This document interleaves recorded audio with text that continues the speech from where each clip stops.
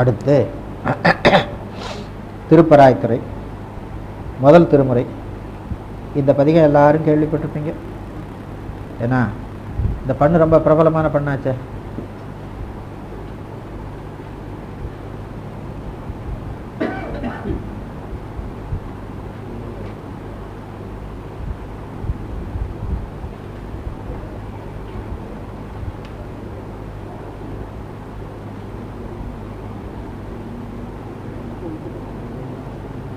திருஞான சம்பந்தம் ஒரு சுவாமி கொங்கு நாட்டுக்கு வந்து வழிபட்டுட்டு திரும்பவும் சோழ நாட்டுக்கு போகிறார். அப்படி போகிற பொழுது முதல்ல மாணிக்கவெற்பு தான் வாட்போக்கி, ரத்னகிரி. மாணிக்கவெற்புன்னு தமிழ், ரத்னகிரி சமஸ்கிருதம், அவ்வளோதான். மாணிக்கவெற்பு முதலாக வணங்கி பொன்னி தென்கரை தானம் பல பணிந்து செல்பவர் பராய்த்துறையில் சென்று வழிபட்டார் அப்படின்னு பெரிய புராணத்தில் அந்த வரலாறு சொல்லப்பட்டிருக்கிறது. நலங்கொள் செல்வ திருப்பராய்த்துறை, செல்வ திருப்பராய்த்துறை, செல்வன் எழுந்தருள் இருக்கின்ற திருப்பராய்த்துறை. அங்கே இருக்கிற இறைவனை செல்வன் என்ற பெயரால் பாடிக்கிறாங்க. பல இடத்துல பாடியிருக்காங்க. தில்லையும் அப்படி தானே பாருங்க, செல்வன் கடலேத்தும் செல்வன் செல்வமே. பொன்னியல் வேணி புனிதர் பராய்த்துறை. நீரு சேர்வதோர் மேனியர் நேரிழை கூறு சேர்வதோர் கோலமாய். நீரு சேர்வதோர் மேனி சங்காரகர்த்தாவை உணர்த்திட்டு, நேரிழை கூறு சேர்வதோர் மேனி சிருஷ்டிகர்த்தாவை உணர்த்திட்டு. சங்காரம் செய்த பொழுது அவன் நீரு சேர்வதோர் மேனியாயிருந்தான். திரும்பவும் புனர்வஸ்பவம் செய்கிற பொழுது உமையம்மை, தன்னிலே ஒடுங்கிய உமையம்மை திரும்பவும் வெளிக்கொள்ளணும் இல்லையா? அப்போ நேரிழை கூறு சேர்வதோர் கோலம் அப்படின்னு திருப்பர முதல் திருமுறையில் கடைசியில் இருக்கும். பன்முறையில் 135வது. நீரு சேர்வதோர் மேனியர் நேரிழை கூறு சேர்வதோர் கோலமாய் பாரு சேர் தலை கையர் பராய்த்துறை ஆறு சேர் சடை அண்ணல். விளங்குவான் அண்ணல் என்று அப்படி முடித்துக் கொள்ள வேண்டும். கந்தமாமலர் கொன்றை கமழ்சடை வந்த பூம்புனல் வைத்தவர். கந்தமாமலராகிய கன்றையை, இது கொன்றையை, கந்தம்னா வாசனை, வாசனை மிக்க மலர். கந்தமாமலர் கொன்றை கமழ்சடை வந்த பூம்புனல் வைத்தவர் பைந்தன் மாதவி சூழ்ந்த பராய்த்துறை. மாதவி ஒரு வகை மலர் கொடி, குறுக்கத்தி அப்படிங்கிற பெயரால் உரை எழுதுவாங்க. அதுக்கு நமக்கு ரெண்டும் தெரியாது. அந்தமில்ல அடிகளே வேதர் வேதம் எல்லாம் முறையால் விரித்து ஓத நின்ற ஒருவனார். வேதமெல்லாம் முறையால் விரித்து ஓத நின்றார். எப்போ? புனருற்பவ காலத்தில். அப்போ வேதம் அழிஞ்சு போகலை, ஒடுங்கி இருந்தது. ஒடுங்கி இருந்த வேதத்தை மீண்டும் விரித்து கூறினார் அப்படின்னு அர்த்தம். சங்கார காலத்தில் உலகமெல்லாம் ஒடுங்குகிற பொழுது, உலகம் ரெண்டு விதமாக இருக்குதுன்னு உங்களுக்கு தெரியும். சப்த பிரபஞ்சம்னு ஒன்று, அர்த்த பிரபஞ்சம்னு ஒன்று. இந்த சப்த பிரபஞ்சத்தில் அடங்கினது தான் வேதம். அப்போ வேதம் சப்த பிரபஞ்சத்தில் அடங்கிட்டுன்னு சொன்னால், சப்த பிரபஞ்சம் எங்கேருந்து வந்தது? சுத்தமாயிலேருந்து விருத்தி ஆயிற்று. எனவே சுத்தமாயில ஒடுங்கும். திரும்பவும் உலகத்தை சிருஷ்டி பண்ணுகிற பொழுது முன்னே ஒடுங்கிய அந்த சப்த பிரபஞ்சத்தை மீளவும் தோற்றுவிக்கிறான் அப்படின்னு அர்த்தம் பண்ணும். அதனால தான் விரித்து ஓதினார். வேதர் வேதமெல்லாம் முறையால் விரித்து ஓத நின்ற ஒருவனார் பாதி பெண்ணுருவாவர் பராய்த்துறை ஆதியாய அடிகளே. தோலும் தம்மறை ஆடை சுடர்விடு நூலும் தம்மணி மார்பினர் பாலும் நெய் பயின்றாடு பராய்த்துறை ஆல நீழல் அடிகள். விரைவி நீரு மெய் பூசுவர் மேனிமேல் இரவில் நின்று எரியாடுவர் பரவினார் அவர் வேதம். வேதத்தை விரித்துரைத்தார் அர்த்தம். பரவினார் என்பதுக்கு அல்லது வேதத்தால் பரவப்பட்டவர் என்ற அர்த்தம். வேதத்துக்கு ஒரு ஆள் உருவு சேர்த்து பரவினார் பரவப்பட்டவர்னு பண்ணணும். படுவி துணைவினி சேர்த்து சொல்லணும். அல்லது பரவினார் விரிய செய்தார் என்று அர்த்தம் பண்ணணும். பரவ செய்தார் பரவினார், பரவுவித்தார் என்பது பரவினார்னு வரும். விவ்விகிதி தொக்குதுன்னு அர்த்தம் பண்ணணும். அரவம் ஆர்த்த அடிகளே மறையும் ஓதுவர் மான்மரி கையினர் கரைகொள் கண்டம் உடையவர் பறையும் சங்கும் ஒலிசை பராய்த்துறை அறைய நின்ற அடிகளே. விடையும் ஏறுவர் வெண்பொடி பூசுவர் சடையில் கங்கை தரித்தவர் படைகொள் வெண்மழுவாளர் பராய்த்துறை அடைய நின்ற அடிகளே. தருக்கின் மிக்க தசக்கிரிவந்தனை நெருக்கினார் விரல் ஒன்றினார். தசக்கிரிவன் 10 கழுத்து உடையவன் அர்த்தம். இதான் ராவணன். நெருக்கினார் விரல் ஒன்றினார். பருக்கினார் அவர் போலும் பராய்த்துறை அரக்கன் தன்னை அடிகளே. அரக்கன் தன்னையும் பாரு, அருக்கன் தன்னைன்னு ஒரு பாடம் உண்டு. அருக்கன் தன்னை பருக்கினார். தசக்கிரிவனை நெருக்கினார், அருக்கன் தன்னை பருக்கினார் என்று அர்த்தமா. அருக்கன் சூரியன், அவனை பருக்கினார் என்று சொல்வது விரிவடைய செய்தார் என்று சொல். விரிவடைய செய்தார் என்னன்னு கேட்டா, சூரிய மண்டலத்தில் சதாசிவ மூர்த்தியாக இவன் எழுந்தருளி இருக்கிறான். அதனால அந்த சதாசிவமூர்த்தி, அந்த சதாசிவமூர்த்தி எழுந்தருளி இருக்கின்ற சூரியன், இவர்கள் விரிவாக பூஜை செய்யப்படுகிறார்கள். சிவ பூஜையில் சூரிய பூஜை முன்னால் பண்ணணும். சூரிய பூஜை இருக்கா, சூரியனை நம்ம சூரியனை பூஜை பண்ணல, அதை நல்லா ஞாபகம் வச்சுக்கணும். சூரிய பூஜைன்னு சொல்லுவாங்க. அதில் என்னென்னமோ வந்து கலந்துட்டுது. அதெல்லாம் பின்னால் வந்து கலந்தது தான் நல்லாவே தெரியுது. சூரிய பூஜையில் என்ன பண்ணுறோம், சிவசூரியன்னு தான் பேர், சூரியன்னு சொல்கிற வழக்கம் கிடையாது. அவர் மத்தியில் வச்சிடுறோம். அப்புறம் தேவியர்களை வைக்கிறோம், பரிவாரங்கள் வைக்கிறது உள்ள. அதுக்கு முன்னால் அந்த சுற்றியில் சோமன் முதலாக எல்லாரும் வைக்கிறோமில்ல. இப்போ என்ன ஆகிப்போச்சு, கடைசியில் அந்த சூரிய பூஜை நவகிரக பூஜை மாதிரி ஆகிப்போச்சு. சூரிய பூஜையினுடைய உண்மையே போயிட்டுது. சூரிய பூஜையில் சதாசிவமூர்த்தி சூரிய மண்டலத்தில் எழுந்தருளிருக்கிறதாக வைத்து, சூரிய மண்டலத்தில் எழுந்தருளி நமக்கெல்லாம் ஒளி கொடுத்து கொண்டிருக்கிறதாக வைத்து, அந்த சிவசூரியனை முன்னால் வழிபட்டு கொண்டு இந்த பூஜை முடிகிறவர்களும் நீங்கள் இதற்கு ஒளி கொடுத்து கொண்டு இருங்கள் அப்படின்னு அவங்கள பக்கத்தில் வச்சுட்டு, சூரிய பூஜையை ஒடுக்கிட்டு அப்புறம் சிவபூஜை பண்ணுறது ஒரு முறை. சூரிய பூஜை பண்ணி முடிச்சுட்டு சிவபூஜை பண்ணுறவரில் அதை அப்படியே வச்சுருந்து, சிவபூஜை பண்ணி முடிச்சுட்டு அப்புறம் ரெண்டையும் ஒடுக்கிற முறை ஒன்று உண்டு. அப்போது அந்த இடத்துல சூரியன் என்பது சிவபெருமானைத்தான். அதை ஏன் சூரியன் வச்சு பண்ணணும்னு கேட்டால், அந்த இடத்துல இருந்து தான் அவர் நமக்கு ஒளி கொடுத்து கொண்டிருக்கிறார் என்பது ஒரு மரபு. அதுக்காக அதை பண்ணுறோம். அப்புறம் சூரியனை பண்ணி, அப்புறம் அவங்களுடைய பத்னிமார் 2 பேர் இருக்காங்களே அவங்கள பண்ணி, அப்புறம் இந்த இவங்க சோமன் முதலான கிரகங்களையும் வச்சு பண்ணி, ஆக கடைசியில் என்ன ஆகி போச்சுன்னு கேட்டால் அது நவக்கிரக பூஜை மாதிரி ஆகிப்போச்சு. ஏதோ ஒன்று நடந்துட்டு இருந்தா சரி, ஒன்றுமே இல்லாமல் இருக்கிறதுக்கு அதாவது இருக்குது இல்லையா. அதான் பருக்கினார். பருக்கினார் என்பது பெருமை அடைய செய்தார் அப்படின்னு அர்த்தம். அரக்கனை விரலால் ஊன்றி சிறுமை அடைய செய்தார், அருக்கனை பருக்கினார், பெருமை அடைய செய்தார். அருக்கன் என்பது சூரியன். மீண்டும் ஒரு தினம் அரக்கனை பருக்கினார்னு சொல்ல வேண்டிய அவசியம் இல்லை. அப்படியே அரக்கனை என்று பாடம் இருந்தால் அரக்கனை என்று சுட்டு சேர்த்து அந்த ராவணனை விரலால் ஊன்றி அடர்த்து துன்புறுத்தியதோடு விடாமல் அவனை பெருமை அடையவும் செய்தார். நாளும் வாழும் முதலாயன கொடுத்து பெருமை அடைய செய்தார் என்று அர்த்தம் பண்ணும். இங்கேயும் கூட அப்படிதானுங்க, பருக்கினார்னு ஒரு சொற்பிரயோகம் இருக்குது. பருக்கினார் என்பது நீங்கள் அகராதியில் தான் பார்த்தா அர்த்தம் ஒன்றும் கிடைக்காது. பருத்தல் என்பது பெரிதாதல்னு அர்த்தம். பருக்க செய்தல்ங்கிற பொருளில் பருக்கினார் என்று. அப்போ பிறவினை சொற்பிரயோகம் இந்த மாதிரி வரும், அப்படி அர்த்தம் பண்ணும்.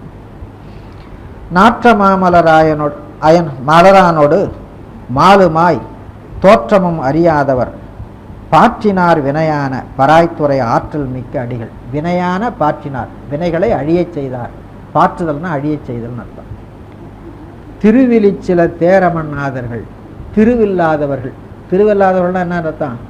சிவத்தை அடையும் திருவில்லாதவர்கள்னு அர்த்தம். திருவில்லாதவர்னு சொன்னால் செல்வம் இல்லாதவர்கள்னு அர்த்தம். அது எப்படி சமணன் செல்வம் இல்லாமலாம் இருந்திருப்பான்? அவன் தான் அரசர்களை சார்ந்து வாழ்ந்தவனாச்சே. அரசர்களால் நிறைய மானியங்கள்லாம் அவங்களுக்கு கொடுத்து வச்சுருந்தான். அப்பர் சுவாமிகள் சைவத்துக்கு மாறிட்டார்னு உடனே இந்த சமண துறவிகளுக்கு முதல் வருத்தம் என்ன தெரியுமா? நம்ம கொடுத்த மானியமெல்லாம் போயிடுமே. சமண சமயம் எக்கெடுக்கட்ட போட்டோம், அதை பற்றி அவங்களுக்கு அக்கறை இல்லை. இந்த மாதிரி குருமார்கள் இருந்தால் சமயம் எப்படிங்க உருப்படும்? அவன் தான் நினைச்சான், மன்னன் நம் விருத்தியும் கெடுக்கும். விருத்தி என்பது அவர்களுக்கு உணவு முதலியவற்றுக்காக கொடுக்கப்பட்ட மானியங்கள், அதுக்கு தான் விருத்தி அப்படின்னு பேர்.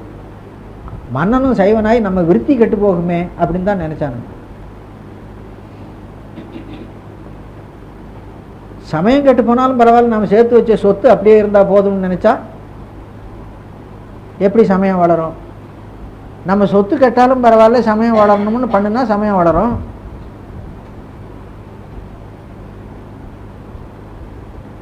அவன் அதான் நினைச்சான், மன்னன் சைவனாகி நம் விருத்தியும் கெடுக்குமே அப்படின்னு சந்தேகப்பட்டான்.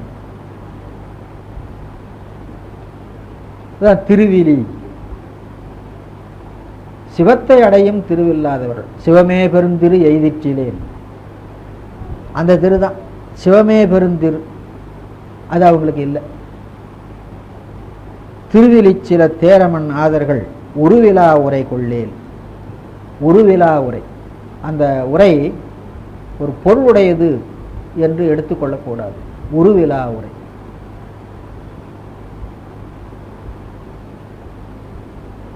பருவிலால் எயில் எய்து பராய்த்துறை மருவினான் தனை வாழ்த்துமே.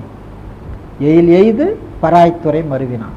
எயில் எய்தது ஒரு இடத்துல, அவன்தான் பராய்த்துறையில் வந்து தங்கி இருக்கிறான் என்ற அர்த்தம். செல்வம் மல்கிய செல்வர், இந்த சிவபோகமாகிய செல்வம், அதனை உடைய செல்வர்.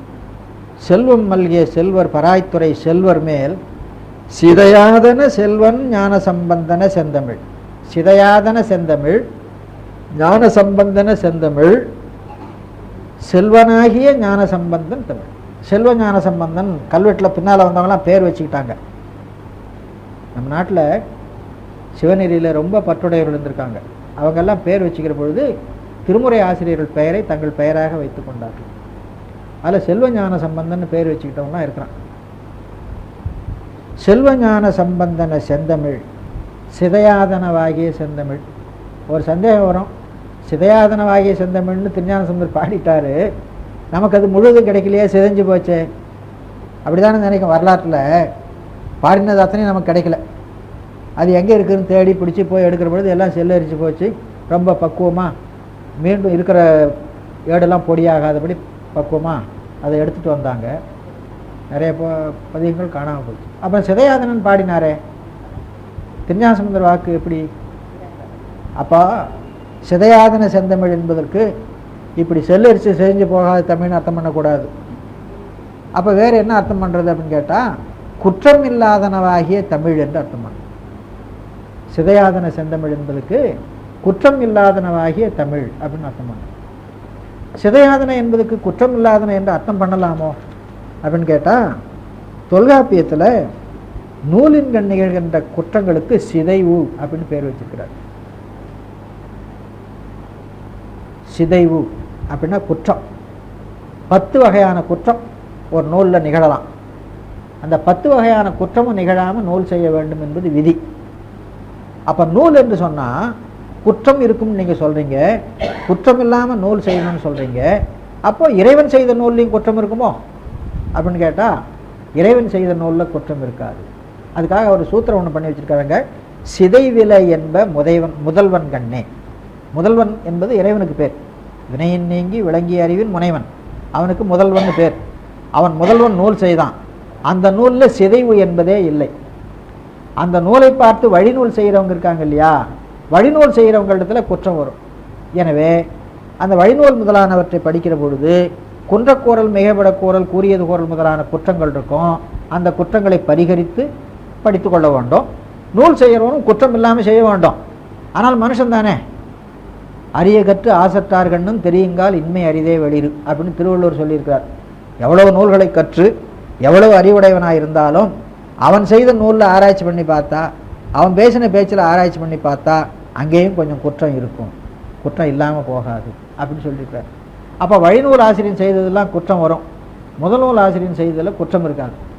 இதை ஏன் நான் இவ்வளோ நேரம் சொல்லிட்டு இருக்கிறேன்னா, திருஞான சம்பந்தர் செய்த நூல் இருக்கிறது பாருங்க, அது இறைவனே செய்த வாக்கு. அப்போ இறைவன் நூலுக்கு என்ன மதிப்பு உண்டோ அந்த மதிப்பு இந்த திருஞான சம்பந்தர் தேவாரத்துக்கு உண்டு. இறைவன் நூல் எப்படி சிதைவில்லாததோ அதை போல இது சிதைவில்லாதது அப்படிங்கிறத திருஞான சம்பந்தர் சொல்லி காட்டுறார்.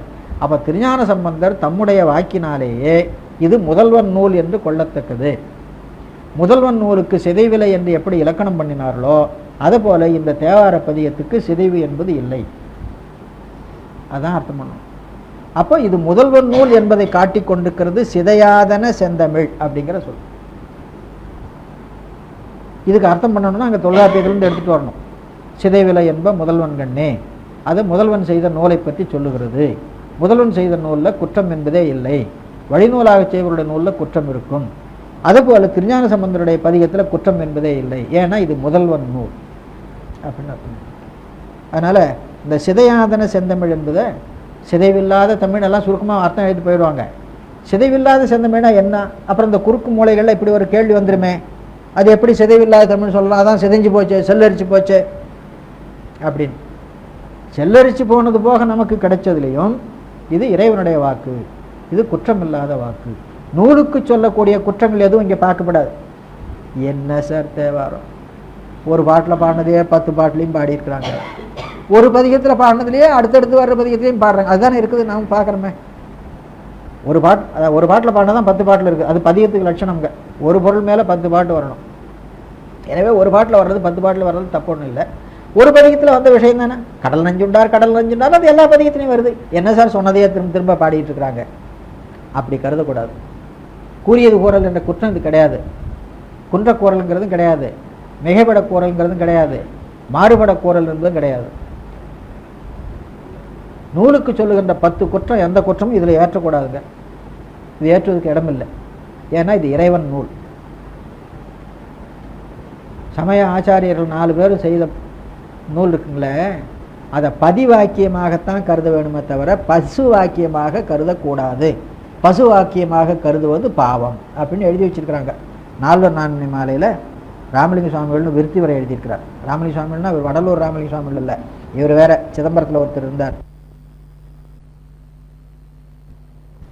சிதையாதன செந்தமிழ், சிதையாதன செந்தமிழாவது குற்றம் இல்லாதனவாகிய தமிழ். குற்றம் இல்லாதனவாகிய தமிழ்னா என்ன அர்த்தம்?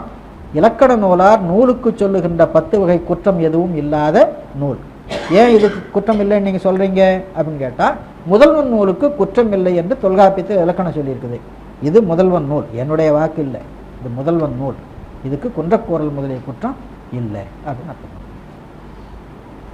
அதனால் அந்த சிதையாதன செந்தமிழ் ரொம்ப பொருள் அழுத்தம் உடைய சொல்.